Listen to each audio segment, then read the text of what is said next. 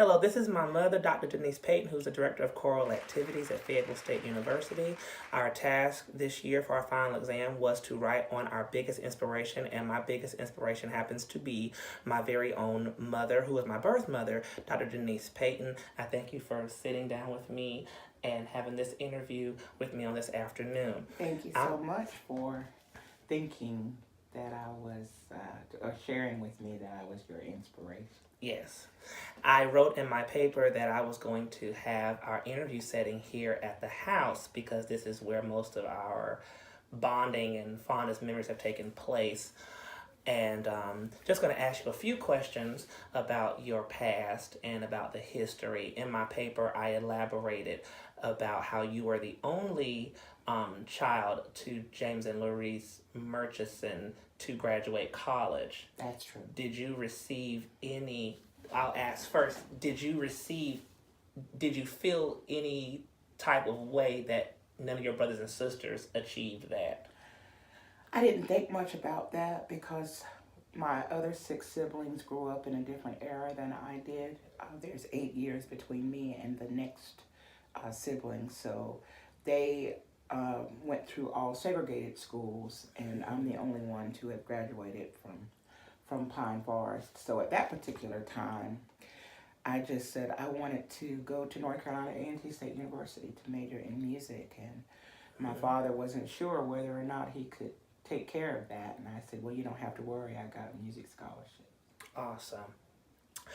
In one place in my exam, I talk about how you didn't receive much words of affirmation from your mother, my grandmother, but I spoke on the time that you performed and someone asked who you were in the audience, and she turned around proudly and said, "That's my daughter." Right. How did that make you feel, being that you never received much encouragement from her throughout your childhood, for that moment as a 21-year-old to get it? Yeah, you got to realize that African Americans in classical music wasn't quite the norm. The norm was to always sing gospel. And there was something different about my voice, and people would look back at me at church and like, what are you singing, and why are you singing like that? And whenever I would practice at the house, my mom would say, "Stop that squalling." And my dad would say, "That's what we're sending her to school to learn how to do." So my brothers and sisters, you forgot one thing. Whenever I was younger, they used to tell mom and dad to tell me to stop singing because they said I couldn't sing. That was also in the paper. And I told them, that's okay. I'm going to sing better than all of them. And I do. Mm-hmm. I wanted to sing that badly, but it means a lot anytime your parents praise you and you're able to do well. So, my chest stuck out a little bit when Mama turned around and said, "That's my daughter." And let me just pause and say that I thank you, because I don't remember a time ever in my 30 years of living that you have not encouraged me or pushed me or been my cheerleader. So I thank you for that. So moving on, I talked about your Metropolitan Opera auditions and how you placed 3rd at the Met, and how you also got accepted into the Manhattan School of Music. Cincinnati Conservatory. Cincinnati Conservatory of Music. Yes. Now, in the paper, I wrote that you decided to come back home because your father was ill. Right. Do you regret giving up that career to come back home? Well, I really didn't have the career yet. I was well on my way, yes. I had won some major competitions and a lot of doors were opening, but when my father got ill, and at graduation, my father had to come from Duke Hospital to my commencement, and they just gave him a pass. Mm-hmm. So, of course, with my other brothers and sisters who were married, I was the only one that was not. So, to me, it was just right to come home.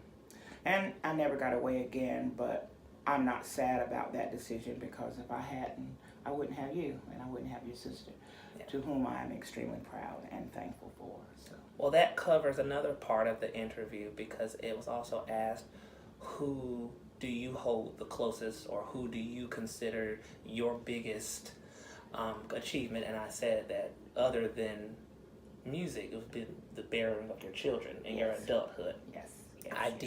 I didn't elaborate much on the failed marriage between you and my father. However, I did say that you often refer to that the best things that came out of that marriage were my sister and I. No. So we covered that.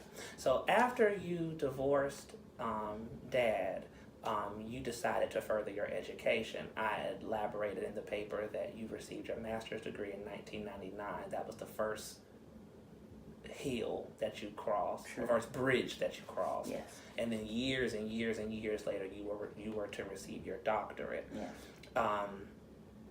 Did you just decide to further your education because you wanted to perfect your craft, or was it what's what I'm looking for, a survival type thing? You needed to increase your education or to increase finances, money, etc. Well, the only thing that I wish was closer was to be able to get the master's in music, because of course my bachelor's degree is in performance, but there were no, at that particular time in the 90s, no online schools, no way you could go and get that. And then working as a teacher in Cumberland County schools, you're paid more depending upon the degrees you have. So I sought the degree in curriculum and instruction and education at Fayetteville State University. Now, mind you, there's 20 years between my bachelor's degree and my master's degree, and 15 years between my master's degree and my doctorate. Mm-hmm. And I could have given up, but I don't give up. Right. I am very strong and strong-willed, and basically I have the terminal degree because as moving from public school to the university level, a terminal degree is required. Mm-hmm. Everything that I had on my so-called list, son, that I wanted to achieve, they weren't the things that I've achieved, because I never thought about being Dr. Denise Payton. That I wasn't ever thinking that my education would go that far. But God has a way of giving you another list. Mm-hmm. And most of the things that I have achieved are not on my so-called list. That's right. You know, the wise man once said, you want to make God laugh, tell him your plans. Mm-hmm. So very good. That's good. That's that good. is Yes. I've learned that to be true. Mm-hmm. Okay, so we're gonna pause. Okay, so now we fast forward to 2018. Mm-hmm. You had a successful time at North Carolina A&T State University, yes, where you were one of the most favored vocalists on the campus, clearly, and you had a successful all the competitions, the performances, the operas you played in. I believe your first opera was in December 1975, A Mall and the Night Visitors. That's I put right. that in my paper. Yes. And that's amazing within itself, for you to be 18 years old performing The Mother to that's crazy. That was only 4 months after I got to the university. Wow. August, and then that fall. Mm-hmm. So now we're going to fast forward. So you've graduated. You've had the marriage. You've had the children. You've done things that you didn't think you would do. You've traveled Europe. You've traveled Canada. You performed at Constitution Hall. You performed at Carnegie Hall twice. Right. Made my conducting debut. Conducting debut with Fayetteville State.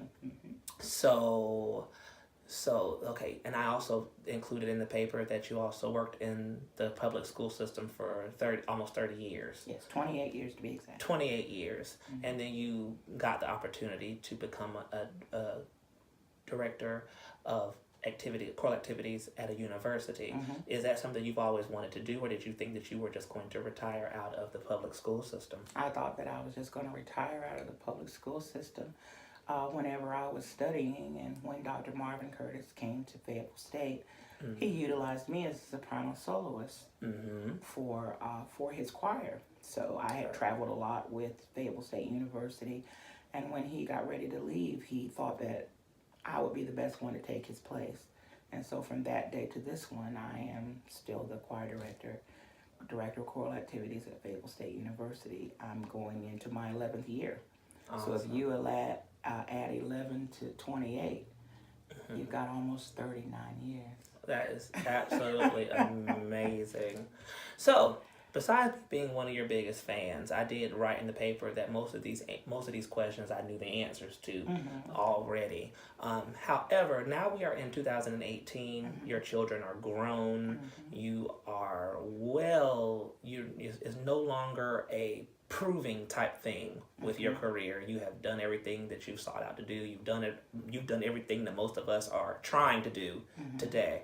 So in 2018, what are your goals? What are your dreams from this point we were in forward?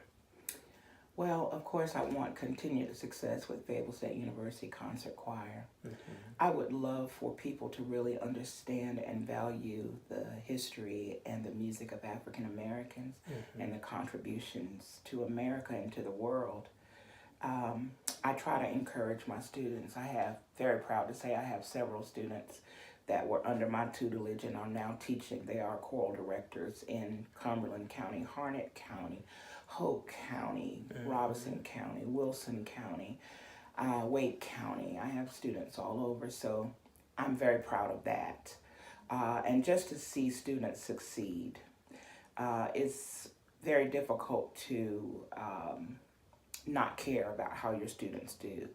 I'm a very nurturing teacher, sometimes maybe to my detriment because everyone doesn't appreciate the caring and trying to make sure that they get it. But I still like to push, especially when I see a gift, I like to push those students and the talents that they have and to give them an opportunity to perform.